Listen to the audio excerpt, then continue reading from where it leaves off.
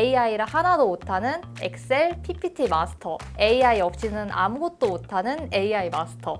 둘 중에 누굴 뽑으시겠어요? 글쎄 저는 것 같습니다. 제가 오피스에서 코파일럿을 결제를 하려고 보니까 가격이 꽤 비싸더라고요. 굳이 코파일럿을 결제해서 사용을 해야 할까?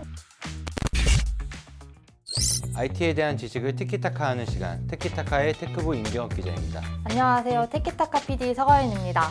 오늘은 코파일럿을 비롯해 마이크로소프트의 다양한 AI 서비스에 대해서 얘기를 나눠보고자 하는데요. 한국 마이크로소프트의 이건복 사무님 모셨습니다. 반갑습니다. 네, 안녕하세요. 반갑습니다.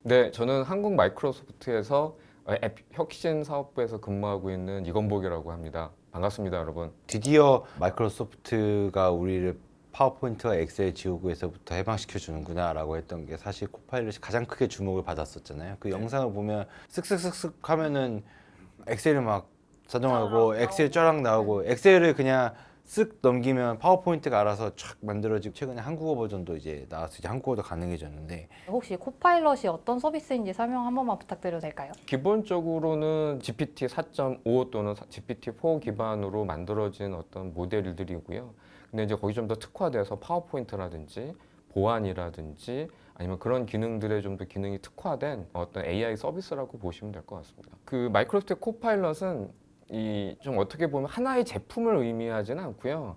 AI 에이전트를 이 부르는 어느 한 브랜드 어떤 호칭이라고 보시면 될 것 같습니다. 그래서 AI 에이전트 아주 쉽게 얘기하자면 업무를 하는 사람들을 도와주는 AI 비서라고 생각하시면 될 것 같습니다.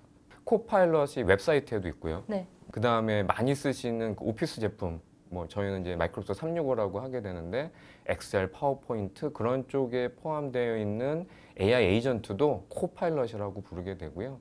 그 다음에 개발자들이 많이 쓰게 있는 GitHub라는 어떤 그런 제품이나 서비스에 GitHub 코파일럿이라고 또 AI 에이전트를 부르기도 합니다. 그 위에도 뭐 시큐리티, 뭐 기타 등등 여러 가지 어떤 기능에 그 들어가 있는 어떤 AI 에이전트를 가리켜서 코파일럿이라고 저희가 부르고 있습니다. 원래 류빙이라는 네. 이름이었던 걸로 기억하는데 이게 코파일럿으로 바뀐 거잖아요. 어떤 차이가 있나요? 뭐 이름은 조금씩 바뀌고 있고요. 이름을 뭐 파워포인트 에이전트라고 부르고 또 엑셀에서는 또 뭐 엑셀 에이전트라고 뭐 부른다고요? 클리퍼라고 부르고 뭐 이러면 사실 사람들이 너무 혼동스러울 거 아니에요. 그래서 마이크로소프트가 직접적으로 제공하는 서비스에 대해서는 코파일럿이라는 이름으로 쓰자라고 이제 통일을 했고요. 저희 마이크로소프트 코파일럿, 뭐 시큐리티 코파일럿, 뭐 깃허브 코파일럿이라는 어떤 그런 이름으로 이제 제공을 하고 있다라고 보시면 될 것 같습니다.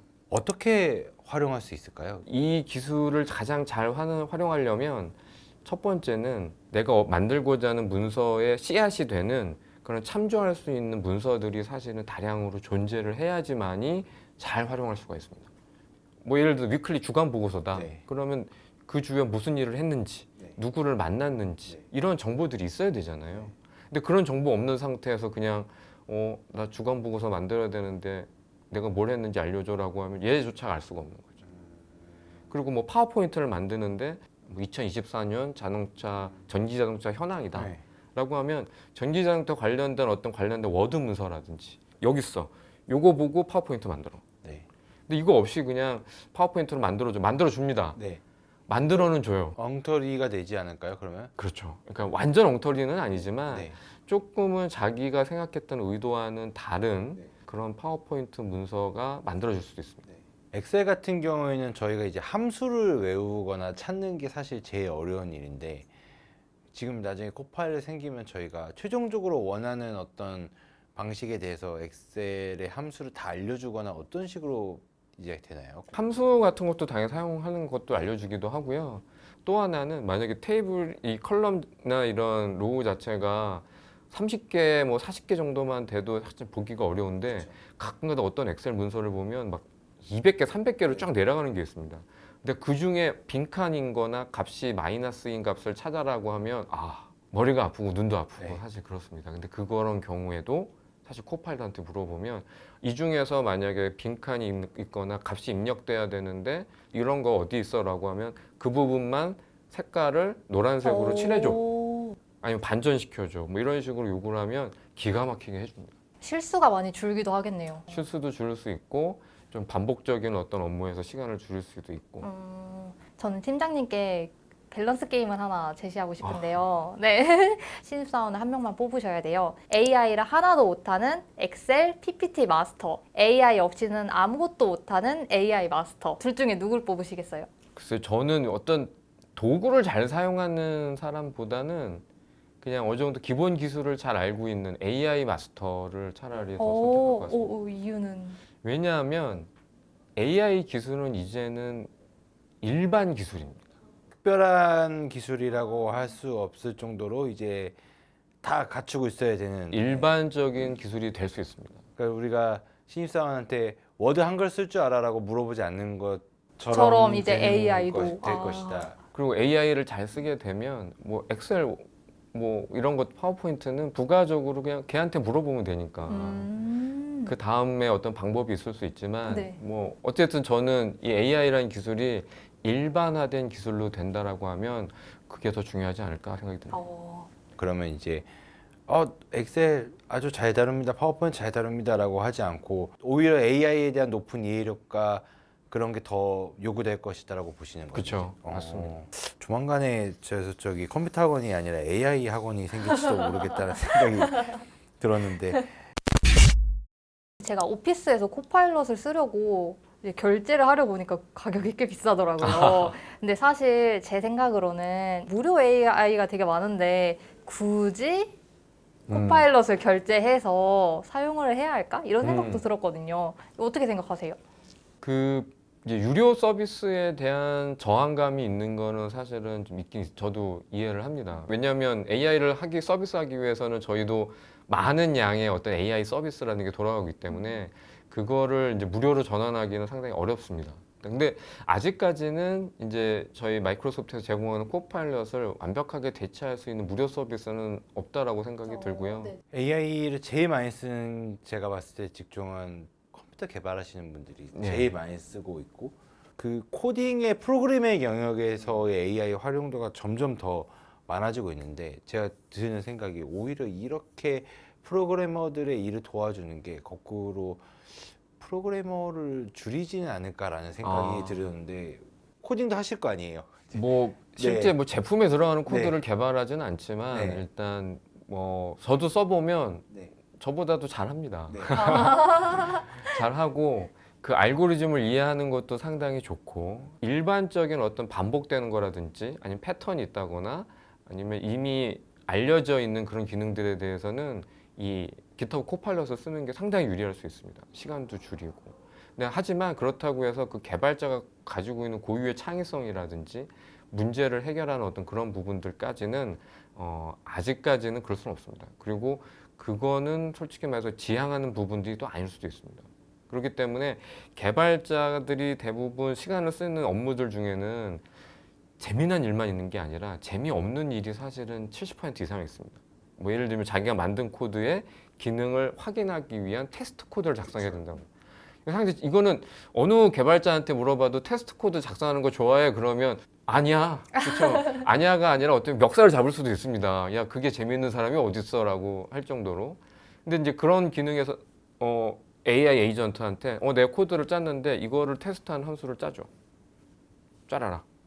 그럼 되게 상당히 쉽게 테스트할 수 있는 기능도 생기기도 하고요. 사실 팀장님이 그 적합한 표현을 못 써서 그런데 제가 대신 쓰려면 그 코딩 노가다라고 하잖아요. 그러니까 노가다를 줄여주는. 대단히 줄여주는 역할을 네. 톡톡히 하고 있다는 거는 제가 들었습니다. 어떻게 보면 저희가 이 GitHub 코파일럿이라는 코딩 에이전트가 해주는 역할도 페어 프로그래머로서의 역할인 거지 이 개발자의 역할을 대신하거나 그렇지는 않습니다. 참고로 재미난 뭐 얘기를 말씀드리자면 전 세계에서 이 AI 코딩 에이전트를 가장 많이 쓰는 나라는 어딜 것 같으세요? 한국인가요? 아닙니다. 미국도 아닐 것 같다는 생각이 인도, 중국 맞습니다. 네. 인도죠. 왜냐하면 전 세계적으로 개발자가 많은 나라 중에 하나는 인도잖아요. 그렇죠. 만약에 이것이 단순하게 개발자를 대신하거나 네. 그렇다면 아니 거기 개발자가 넘쳐나는데 굳이 그걸 왜 쓰겠어요? 네. 사실 거기서조차도 이걸 쓰는 게 단순하게 사람은 조금 다른 일을 하고 AI가 이런 개발자를 도움으로써 더 많은 생산성이라든지 아니면 개발자가 자기가 좋아하는 코드에 집중할 수 있도록 해준다는 거죠. 그래서 이런 AI 에이전트를 쓴 개발자들이 업무 만족도가 올라간 걸 볼 수가 있습니다. 오히려. 근데 만족도가 올라가면 사실 그 사업을 하시는 분들이나 입장에서 개발자 만족도 올라가는 거랑 나랑 무슨 상관이야 라고 생각하실 수 있잖아요. 그렇지 않습니다. 만족도가 올라가면 코드 퀄리티도 같이 올라갑니다. 그럼 코드 퀄리티가 올라가면 오류가 줄어들고요. 제품에 대한 퀄리티가 좋아짐으로써 결국은 소비자도 좋아지는 거죠. 어떤 사용자분이 저희 서베이한 결과에 이런 내용을 해주셨어요. 뭐 코멘트를. 한 달에 한 번 또 일주일에 한 번 회사가 무료로 제공하는 점심을 나는 안 먹겠다. 대신 코파일럿을 쓰게 해달라. 왜냐하면 뭐 저희도 보면 뭐 한 달에 한 번 부서장님과 삼겹살에 소주 좋죠. 저는 그거 괜찮다고 생각 듭니다. 근데 회식을 하기 때문에 너희는 AI 에이전트를 못 써. 라고 하면 저라도 부서장님과의 친분은 따로 하겠고 그냥 차라리 AI 에이전트 회사에서 쓰게 해주십시오라고 얘기할 것 같아요. 그만큼 유료로 쓸 가치가 있다. 가치가 있고요. 네. 그 부분은 이미 많은 직장인 분들이 회사가 제공하지 않아도 개인적으로 결제를 해서 쓰고 있다고 합니다. 저요. 여기 저 한 달에 한 네. 5만 원 나가고 있습니다. 네, 왜냐? 본인에게 약간의 이러한 부분들이 도움이 된다고 생각하는 거죠. 저는 회사 입장에서도 본다라면 직원의 새로운 복지로 이 AI 에이전트를 사용하게끔 해주는 것도 새로운 어떤 방법이 아닐까. 저희 회사는 이번 달부터 시작합니다. 아, 네. 절반을 내주기로 했습니다. 아, 네. 그러니까 이런 부분도 저는 당연하다고 봅니다. 항상 대형 언어 모델, 되게 거창하고 크게 돈이 많이 들어간 수조가 들어간 이런 모델을 얘기하는데 이제 마이크로소프트에서 이제 소형 언어 모델도 개발하겠다 해서 SLM이라고 이제 라지 랭귀지가 아니라 스몰 네. 랭귀지가 되는 건데 이 SLM은 어떤 건지 그리고 이제 뭐 비용이 10분의 1로 줄었다는 거, 개발비가 10분의 1이 준 건지 저희가 내는 돈이 10분의 1이 줄어든 건지 그런 것도 궁금하더라고요. 그래서 SLM이 무엇이고 네. 왜 이걸 하기로 하고 있는 건지도 궁금하더라고요. 일단 이 SLM과 LLM은 차이가 좀 있기는 합니다. SLM의 가장 큰 용도는 인터넷이 연결되지 않은 공간에서도 이러한 랭귀지 모델을 사용할 수 있게끔 해주자. 그리고 또 하나는 인터넷이 연결되더라도 이 자체적인 컴퓨팅 파워에서 돌아감으로써 로컬에서 즉각적인 답변을 줘야 되는 경우들. 예를 들면 이런 상황이죠. 내가 음식점에서 음식을 주문을 하는데 그 음식점에서 주문하는 어떤 그런 언어라든지 경우의 수가 사실 많지는 않잖아요. 예를 들어서 음식점에서 쓰는 통역 AI는 어차피 주고받는 문장의 수가 아주 많지는 않을 것이다. 예, 메뉴 주세요. 요거 얼마예요? 뭐 그렇죠. 예. 뭐 음식점 주문해서 도스토옙스키의 뭐 재화벌에 대해서 논의해보자 이런 얘기는 안 할 거니까. 그 다음에 또 하나는 이 레이턴시. 왜냐하면 아무래도 라지 랭귀지 모델은 외부의 클라우드 공간에 존재하기 때문에 예를 들어 네트워크가 갔다 와야 되고 그리고 또 하나는 아까 말씀하셨지만 비용적인 문제도 있습니다. 그냥 대부분 지금까지 나와 있는 SLM, 뭐 저희가 제공하는 파이3 같은 경우도 오픈 소스로 되어 있기 때문에 다운로드 받고 그 안에서 돌리시면 됩니다. 뭐 예를 들어서 어딘가 가입을 해야 되거나 비용을 지불해야 되거나 이런 것들이 없어요. 그렇기 때문에 랭귀지 모델을 처음에 어떤 앱을 개발한다거나 서비스를 개발한다고 할 때 쉽게 접근할 수가 있는 거죠. 그다음에 비용적인 장점이 그래서 있다. 2016년에 사티아 CEO가 이제 PC 직접 조작 방식을 넘어서 AI 봇에 명령을 내리는 방식으로 바뀔 거라고 했거든요. 그게 코파일럿 플러스 PC라고 봐도 되는 건가요? 뭐 이미 뭐 그런 기능들은 기존에 이제 그 코파일럿이 윈도우에 들어가면서 이제 되긴 했지만 아무래도 이제 이 코파일럿 PC가 가지고 있는 거는 이제 NPU가 탑재되어 있다. 그리고 성능이 좀 더 개선이 됐다. 근데 그런 걸 통해서 이 인터넷에 연결되지 않아도 자체 어떤 컴퓨팅 환경에서의 어떤 기능들을 사용할 수 있다라는 게 큰 장점이랄 수 있고요. 자체적으로 뭐 이미지를 생성한다든지 그리고 지금은 아니지만 좀 더 나가면 이 코파일럿 PC가 좀 많이 시장에 좀 활용이 된다라면 일부 그 지금 클라우드에서 돌아가고 있는 부분들도 로컬에서 일부 수행될 수도 있는 가능성도 있고요. 되게 재밌는 포인트가 윈도우 PC에 이제 키보드 스페이스바 옆에 코파일럿 키가 새로 추가가 되는데 키까지 만든 이유는 이게 어느 정도 사용 편의성을 갖고 올 거기 때문에 이런 과감한 결정을. 그 뭐 UI적인 측면에서도 네. 약간은 장점이 있을 수 있다고 네. 보고요. 왜냐하면 화면에 눈에 보이는 UI를 가지고 메뉴를 찾고 기능을 쓰는 게 생각보다는 쉽진 않습니다. 뭐 아니 뭐 그게 뭐가 어려워라고 네. 생각할 수 있지만 여전히 그런 기능들을 쓰기를 어려워하시는 분들도 있고요. 오히려 물리적인 하드웨어가 꼭 필요하신 분들도 있고 다양한 목적이 있습니다. 그렇기 때문에 저희가 이런 버튼을 만들어서 언제든지 AI 에이전트가 필요하면 이 버튼만 눌러. 아, 그러면 직접적으로 키가 보이니까 그걸 그렇죠. 누를 수 있게. 예. 그럼으로써 이제 자신뿐만이 아니라 타인과도 얘기를 할 때도 저기 코파일럿 버튼 있잖아 윈도우에서 그거 누르면 그거 떠 이런 식으로 그 다음에 어떻게 해라고 하게 되면 훨씬 쉬워지죠. AI가 뭔가 젊은 세대만 사용할 수 있는 그렇진 기능이라고 않습니다. 생각했는데 그런 키가 생기게 되면은 오히려 나이 드신 분들도 쉽게 사용할 수 있는 또 그런 나이가 기능일 아주 것 같아요. 어린 아, 맞아요, 예, 맞아요. 분들도 쓸 수 있게끔.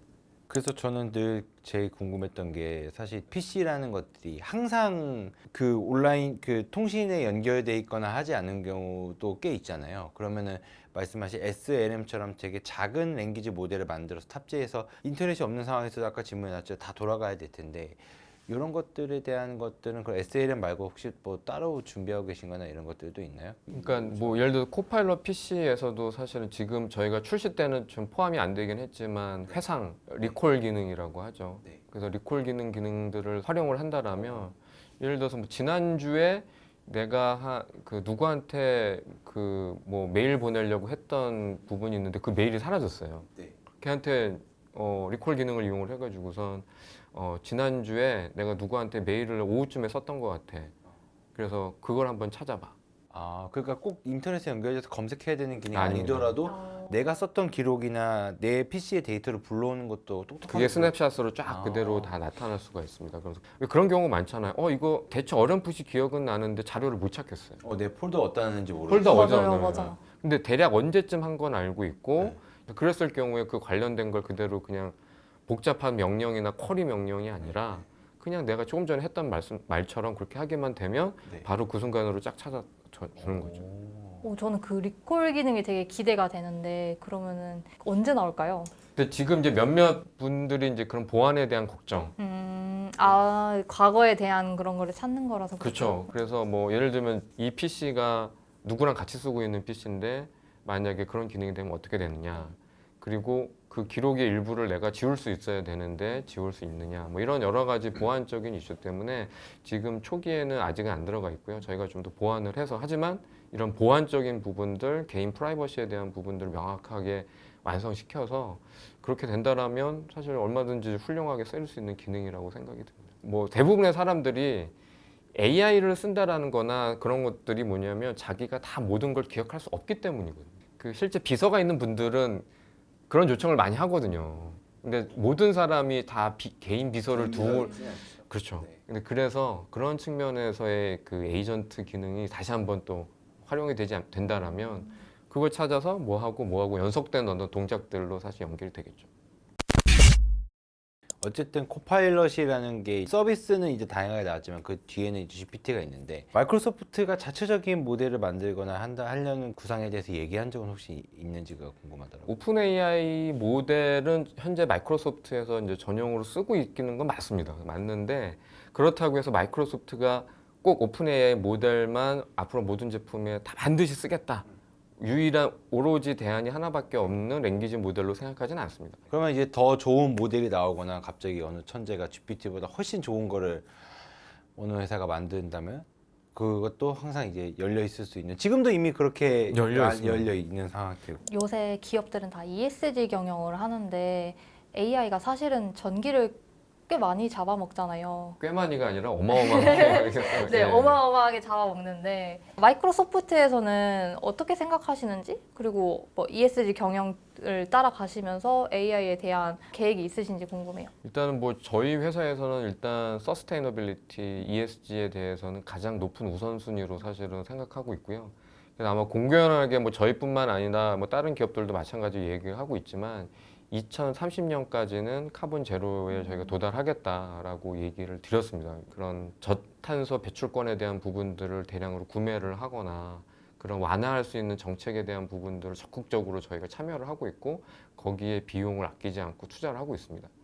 그럼 마지막 질문으로 이제 마이크로소프트가 꿈꾸는 AI에 대한 미래나 목표가 있으신지 궁금해요. 제일 중요한 부분들은 이런 AI 기술이 사람들에 대한 어떤 잠재력을 더 많이 깨우고 더 많은 것을 사실은 좀 더 이룰 수 있도록 해주는 어떤 조력자로서의 어떤 기술이지 절대 사람을 대체하거나 그런 부분들이 아니라 사람의 창조성을 더 사실은 더 빛나게 하고 업무 능력도 더 빛나게 하고 정시에 퇴근할 수 있는 그런데 AI가 쓰일 수 있게끔 하는 부분들이 어떻게 보면 저희의 가장 큰 목표라고 생각이 듭니다. 너무 GPT 같은 답변을 드렸나요?